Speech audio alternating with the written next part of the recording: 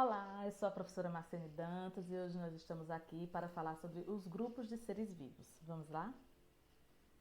Gente, antes da gente falar dos grupos de seres vivos, primeiro a gente precisa entender a classificação dos seres vivos, né? Por que os seres vivos são classificados? Por que eles são organizados em grupos? Quais os critérios que levam os organismos a se organizarem em grupos? Enfim, há uma grande diversidade de seres vivos, não é verdade? Então eu não poderia colocar uma formiga no mesmo grupo que o cavalo, que uma planta, que uma bactéria. Por quê? Eles apresentam características diferentes, não é verdade? Então, em meados do século XVIII, um cientista sueco chamado Carl von Linné, conhecido como Linneu, propôs aí o sistema de classificação de seres vivos. E nesse sistema, Linneu colocou a espécie como a unidade básica de classificação. O que a gente entende de espécie? Gente, espécie é um conjunto de organismos semelhantes capazes de, na natureza, cruzar e gerar descendentes férteis. Então, a espécie aí é a unidade básica de classificação. É o grupo menos abrangente, mais específico que tem dentro da classificação dos seres vivos, tá?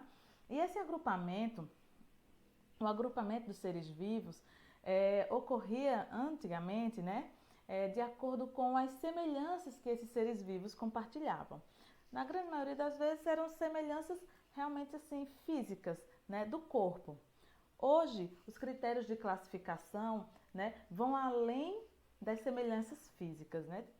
Isso devido aí ao avanço tecnológico, científico. Os critérios utilizados hoje também conta aí a semelhança no funcionamento, ou seja, na fisiologia desses seres, no desenvolvimento do organismo, no modo de reprodução e a semelhança entre os genes, né? Os critérios genéticos também são extremamente importantes.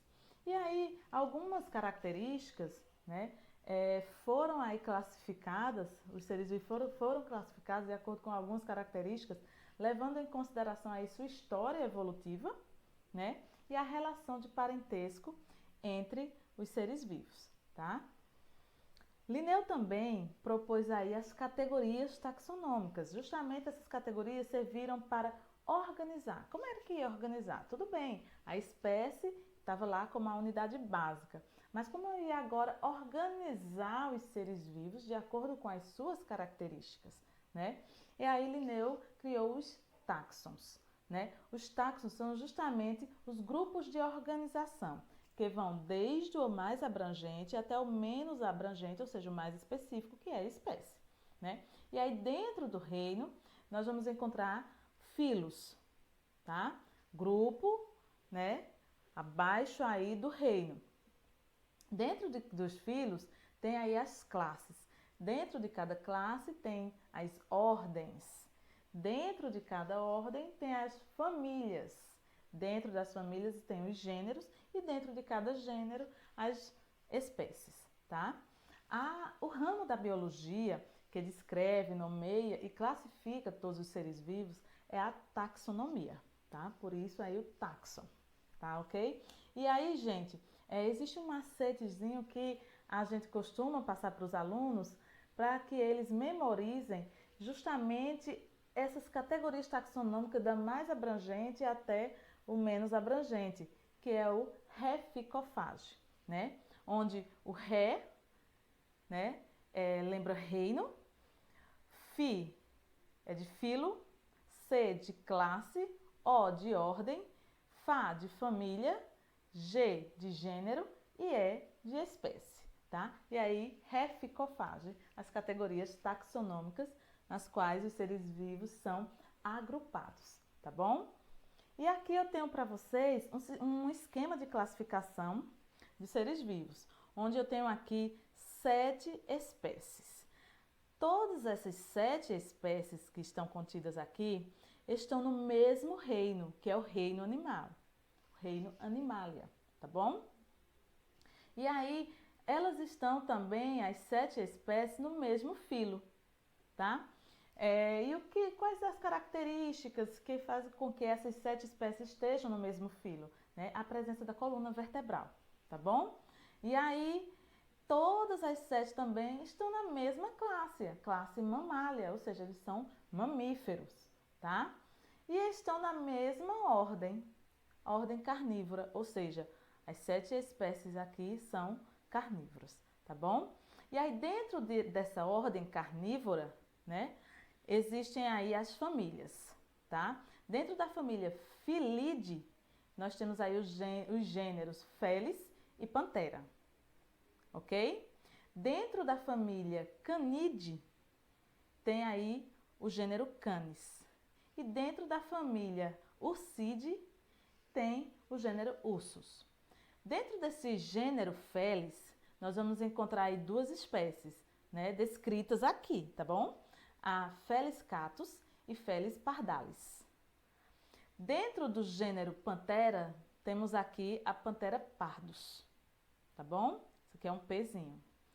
Dentro do gênero Canis, nós temos aí 2 espécies, Canis familiaris, que é o cão doméstico, e o Canis lupus, que é o lobo, tá ok? Dentro do gênero Ursus, tem-se aí Ursus arctos e Ursus horribilis, tá ok? Então, temos aí as unidades básicas de classificação, onde a mais abrangente aqui é o reino. E a nomenclatura, né? Qual a importância de uma nomenclatura, de um nome científico para as espécies? Porque a nomenclatura, ela vai especificamente para as espécies, né? A unidade básica de classificação. E aí, qual a importância desse nome? Primeiro, porque o nome científico é um nome universal, né? Uma espécie, um organismo, um ser vivo, que é conhecido aqui no Brasil com determinado nome, nos Estados Unidos pode ser conhecido por outro nome, né? Mas tratando-se ali da mesma espécie. Na Austrália pode ser outro nome, no Japão outro, enfim. Então precisava haver também essa organização, essa uniformização, né, do nome científico. E aí existem critérios para nomear uma espécie, tá bom? Primeiro, além desse nome ser universal, né? Universal, ele é escrito, ele é binominal, tá ok? Ele é escrito, composto aí por 2 palavras. A primeira palavra refere-se ao gênero e é escrito com inicial maiúscula. A segunda palavra refere-se ao epíteto específico e é escrito com inicial minúscula. Olha só, se a gente pegar o Canis familiaris, que a gente viu no slide anterior, né? O Canis familiaris. Canis refere-se ao gênero, até porque a gente viu que dentro do gênero Canis existem outras espécies além do familiaris. Canis lupus, por exemplo, né? Então, o Canis refere-se ao gênero e é escrito com inicial maiúsculo, ou seja, o C lá está maiúsculo, tá? E familiaris refere-se ao epíteto específico, à espécie propriamente dita, ok? Define a espécie e é escrito com inicial minúscula. Então, além desse nome científico ser universal, binominal, escrito com 2 palavras, onde a primeira refere-se ao gênero e é escrito com inicial maiúscula, a segunda refere-se ao epíteto específico e é escrito com inicial minúscula, esse nome científico também é escrito em latim e deve ser destacado do texto onde ele aparece, sendo impresso em negrito, itálico, né, que é aquela letrinha deitadinha, ou sublinhado. Se você está escrevendo lá, né, no seu caderno, aí coloca lá o nome científico, Homo sapiens, né? Você não vai colocar em negrito. Como é que você vai colocar em negrito? Riscando várias vezes? Não, né? Você vai colocar em itálico, letrinha deitadinha? Não, né? Você vai sublinhar. É a forma, né, de destacar. O nome científico ele precisa ser destacado do texto, tá bom? E aqui nós temos os 5 grandes reinos, né? Reino Monera, Reino Protista, também chamado de Protoctista, Reino Fungi, Plante e Animalia, tá bom? Então nós vamos conhecer de uma forma breve Até porque no decorrer do curso do 7º ano, nós vamos estudar mais detalhadamente, né, estes seres, tá bom? Então, nós vamos conhecer de uma maneira breve as características e a importância, né, dos representantes desses reinos. Então, vamos aqui começar com o reino Monera, tá? O reino Monera é representado aí pelas bactérias e cianobactérias, né, cianofícias, ou algas azuis, né? São seres procariontes. O que são seres procariontes? Bom, gente, de acordo com a estrutura básica da célula, a célula pode ser de dois tipos, né? De acordo com a estrutura básica da célula, ela pode ser procariótica ou eucariótica. A célula procariótica é aquela em que o material genético fica solto no citoplasma. Não tem uma membrana nuclear envolvendo, organizando o material genético, tá? Além disso, essas células também não apresentam organelas citoplasmáticas membranosas, tá? A única organela que tem são os ribossomos, que são aí, cuja função é sintetizar proteína, né? Tem a síntese proteica. Já as células eucarióticas são células que apresentam a membrana nuclear carioteca envolvendo o material genético. Eu sempre digo, eucariótica, eu tenho carioteca, né? A gente tem que criar aí alguns artifícios para o pessoal memorizar. Enfim, as células eucarióticas apresentam a carioteca envolvendo o material genético e organelas citoplasmáticas membranosas, com funções específicas, tá? Então, é uma célula bem mais complexa. No caso aqui dos representantes do reino Monera, são seres procariontes, ou seja, são seres simples, né? Cuja célula não apresenta ali material genético envolvido pela membrana nuclear, pela carioteca, tá? São seres unicelulares, ou seja, formados por uma única célula, e são autotróficos ou heterotróficos. E tá passando uns termos aí que a gente precisa lembrar, né? Bom, gente, seres autotróficos são seres que produzem seu próprio alimento. Geralmente são os seres fotossintetizantes ou quimiosintetizantes, né? Que produzem aí matéria orgânica, que serve de alimento, serve fonte de energia para eles mesmos, tá bom? E os seres heterotróficos são aqueles seres que não produzem seu próprio alimento e precisam se alimentar de outros organismos para obter energia. Nós, por exemplo, não realizamos fotossíntese, então precisamos nos alimentar de outros organismos, tá? Aqui eu coloquei para vocês, né, uma figura aqui com a cultura bacteriana em placa de Petri, né, que é um material que a gente tem em laboratório. E aqui as cianofícias, né, ou algas azuis. Qual a importância das bactérias, gente? É que quando a gente lembra de bactéria, a primeira coisa que vem à nossa cabeça, causam doenças. Sim, algumas bactérias causam doenças, mas algumas bactérias são benéficas também, né? Vamos lembrar aí das bactérias decompositoras de matéria orgânica? Ou seja, aquelas que estão lá no final de toda e qualquer cadeia alimentar, né? Elas fazem a reciclagem da matéria, gente. Decompõem a matéria orgânica e matéria inorgânica, que vai ser absorvida aí pelos seres autotróficos, não é? São utilizados na produção de antibióticos, vitaminas, hormônio de crescimento, insulina, ou seja, há uma importância grande também com relação às bactérias. E são utilizados na fabricação de queijo. Tem bactérias que estão na nossa flora intestinal, tem bactérias que auxiliam na formação do nosso bolo fecal. Enfim, né? As bactérias não são apenas, né, maléficas, não causam apenas prejuízos, danos a gente, mas também nos ajudam bastante, tá? Reino protista ou protoctista, né? São representados aí por algas e protozoários. São seres eucariontes, ou seja, seres que apresentam material genético envolvido pela carioteca. Vou dar outro macete para vocês, prestem atenção. Nós temos 5 reinos: Monera, protista, fungi, planta e animalia. Apenas o reino Monera apresenta aí representantes procariontes. O restante da galera são todos eucariontes, tá bom? Então vamos memorizando isso também. Aqui nos protoctistas são autotróficos, no caso de algas, né? Ou heterotrófico no caso de protozoários, tá bom? São unicelulares, existem algumas algas que são unicelulares, os protozoários também são unicelulares. Outras algas são pluricelulares, ou seja, formadas por várias células. Então aqui eu tenho para vocês uma figura de algas, né? E aqui de protozoários, a ameba, como exemplo, que causa aí a desinteria amebiana, tá bom?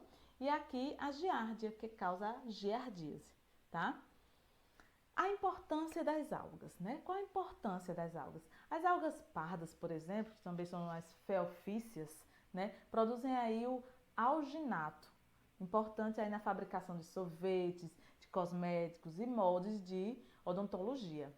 As pirrófitas, também conhecidas como dinoflagelados, causam aí a maré vermelha. Devido à proliferação, à reprodução dessas algas, elas acabam formando aí a maré vermelha. E elas também produzem uma substância tóxica que provoca a morte de peixes e mariscos.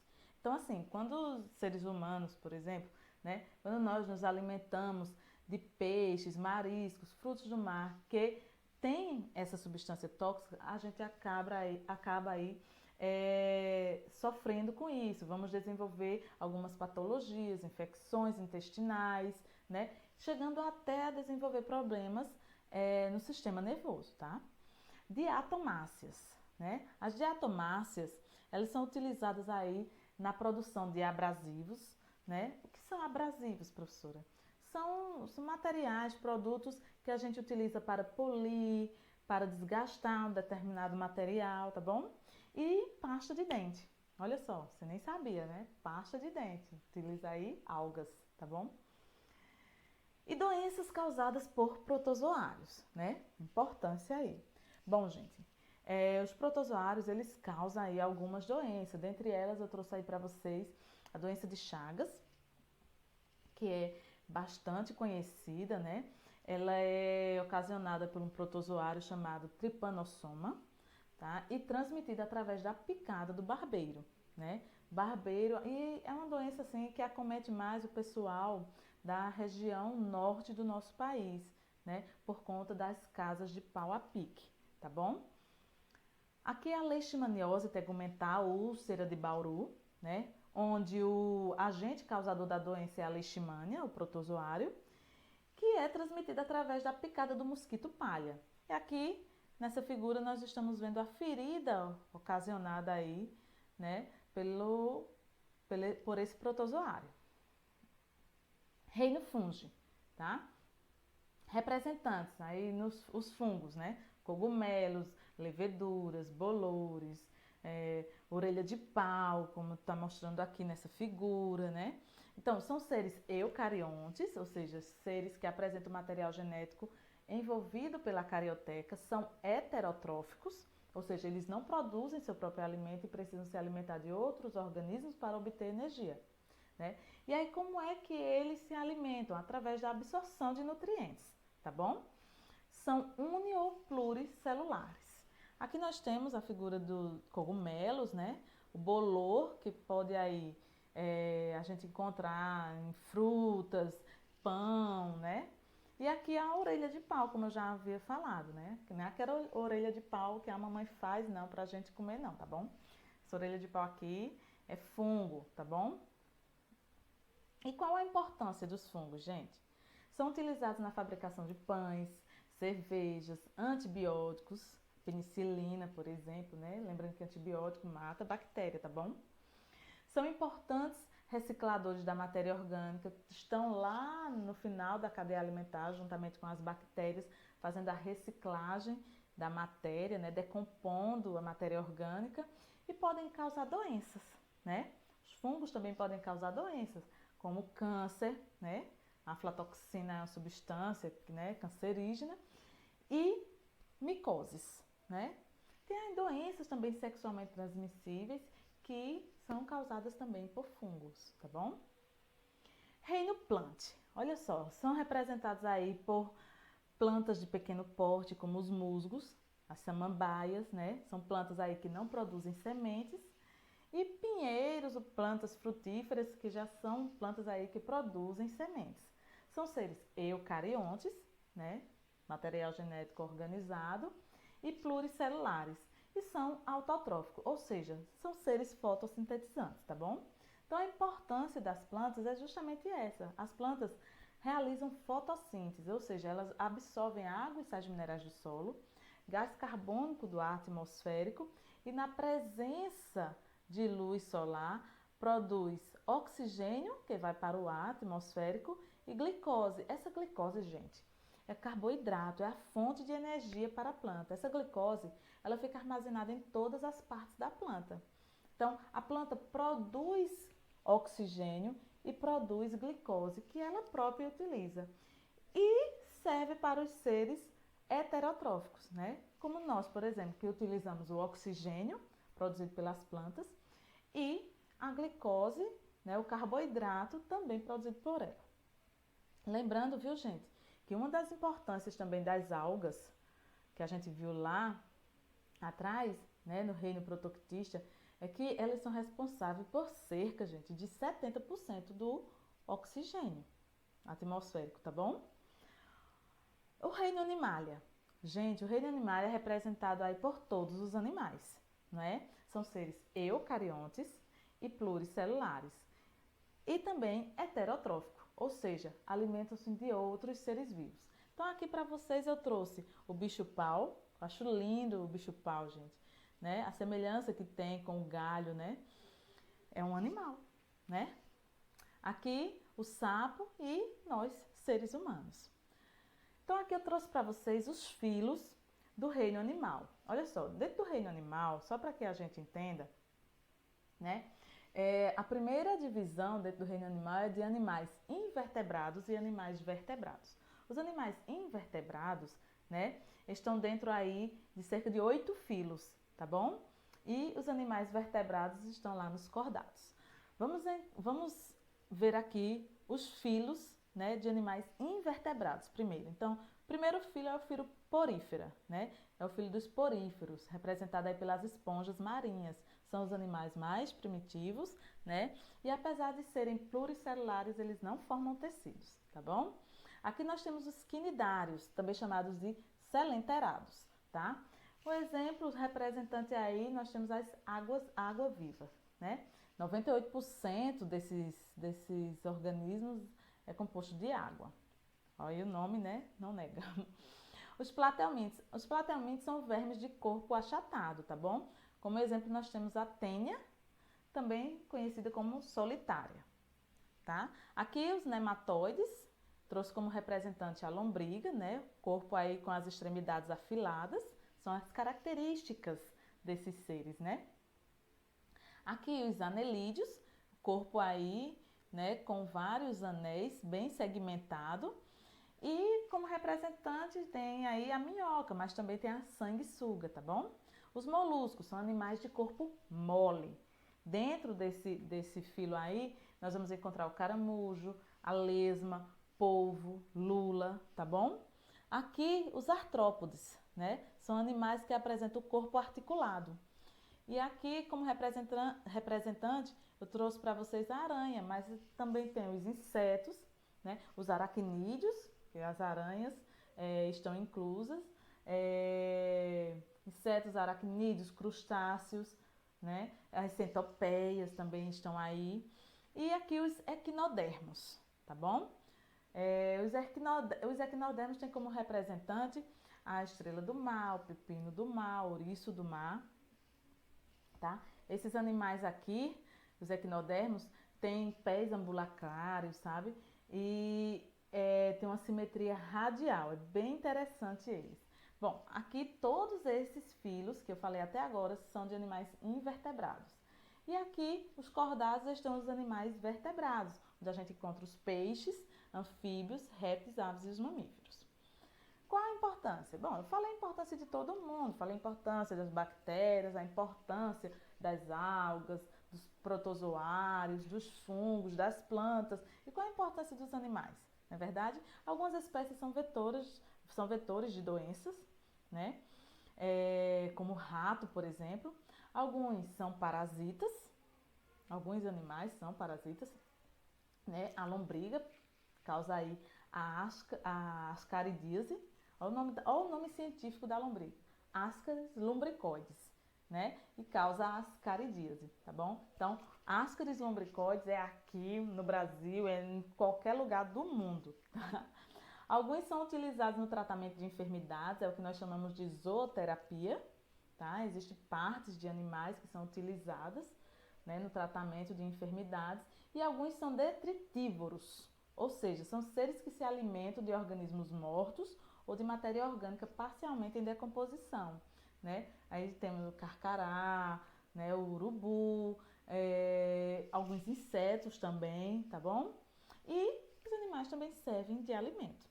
Então, gente, era isso que eu tinha para passar para vocês. Espero que vocês tenham entendido, tenham aproveitado e vamos aos exercícios.